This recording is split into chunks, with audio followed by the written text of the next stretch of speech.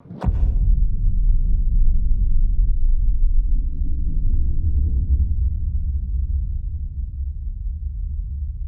there everybody in Internet Land, Dave Adams here with Budget Audiophile, and I'm coming to you from a slightly different location. As you can see, this is actually my podcast area, and you probably aren't familiar with this because, well, you don't watch my podcast, and you should. That's over on the Night Magic Media page. And I'm here today because I want to take a look at a movie, and no, I'm not going to get into reviewing movies. What I will talk about is how good they sound in your theater and how good they look in your theater. And today's movie is Cloverfield Paradox. This is actually not that great of a movie to watch if you're looking for storyline. Basically, a crew of very much forgettable cast members goes into a ship and they just do a bunch of nothing. They get into a bunch of crap that would have been completely avoided had they not been complete and utter idiots. That's the summary.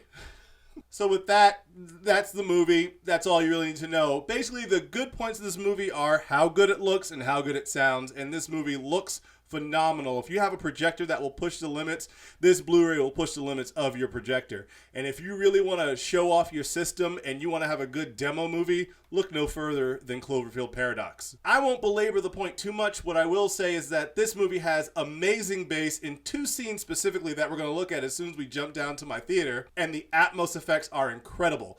The overhead spaceship sounds, all of the space debris that clicks about when it goes silent and you hear like steam and vacuum lines and various things. It's absolutely amazing. The person that was in charge of casting and screenwriting, they should be fired. However, the person that was in charge of sound design, they should get an Academy Award. Seriously, I actually use this as a demo movie in my theater, and no one is disappointed when they see this movie come out. The people who have watched it on Netflix, which is not the way you want to experience this movie, by the way. The only way to experience this movie is on Blu-ray.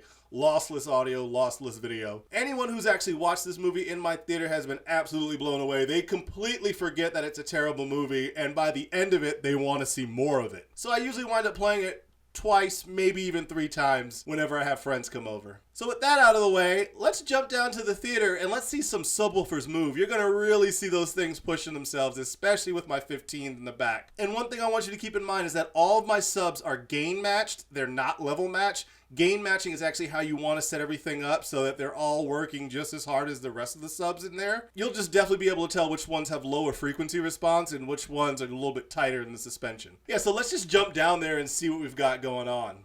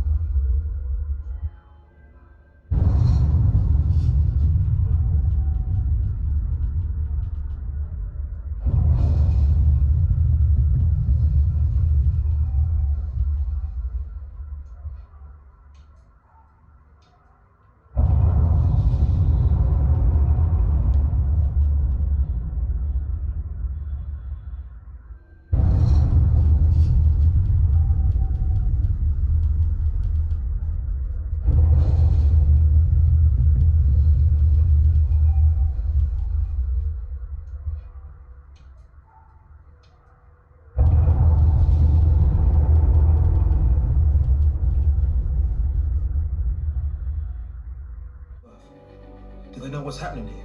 No, there wasn't time. We lost contact.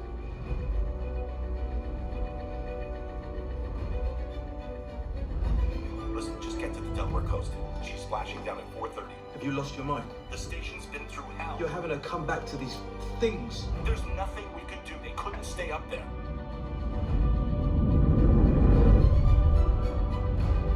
Michael, there wasn't a choice. There is a choice. Tell them not to come back. Listen to me. You have to Tell listen them to me. not to come back. Tell them not to come back. Do you hear me? Tell them not to come back.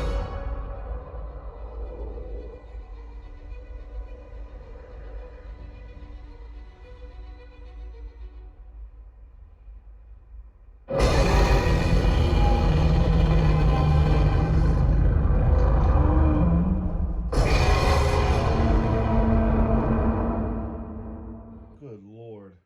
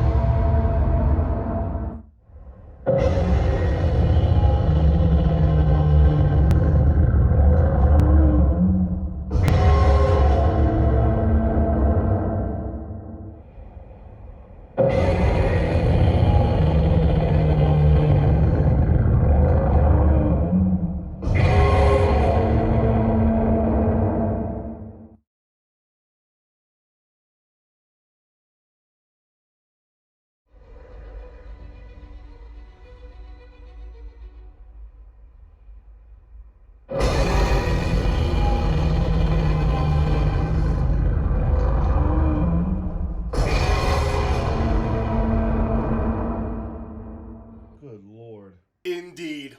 Just phenomenal sound from that movie. The bass is out of this world, as you saw.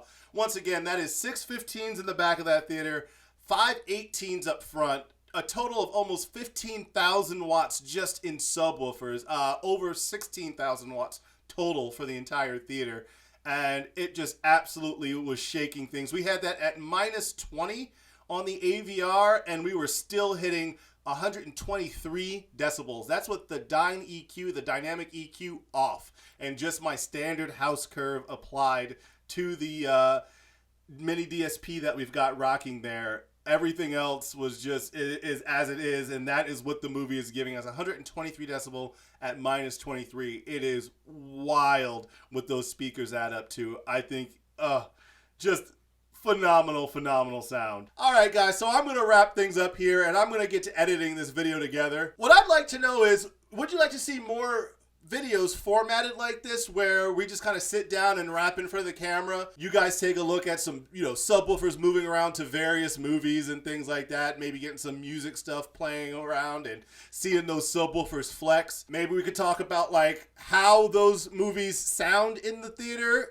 We could even get into like maybe like a Doug score of sorts for specific movies, and we can like rate them in a system. Would you guys like to see more videos like that? If you would, comment below, let me know what you think. I would like to do more things, but I don't want to put out a bunch of stuff that you guys aren't going to watch because it's boring, or you guys really don't care what I think about a given movie and how it's going to sound for your theater. But I think applying, let's call it a home theater score to specific movies would be really fun. We'll make it like out of 100 or something like that, or out of 25, something easy to break down into several segments, and then they can add up and we can talk about the overall effect of them. But for now, that's it. I'm going to get to editing this video together, and I'll see you guys next time.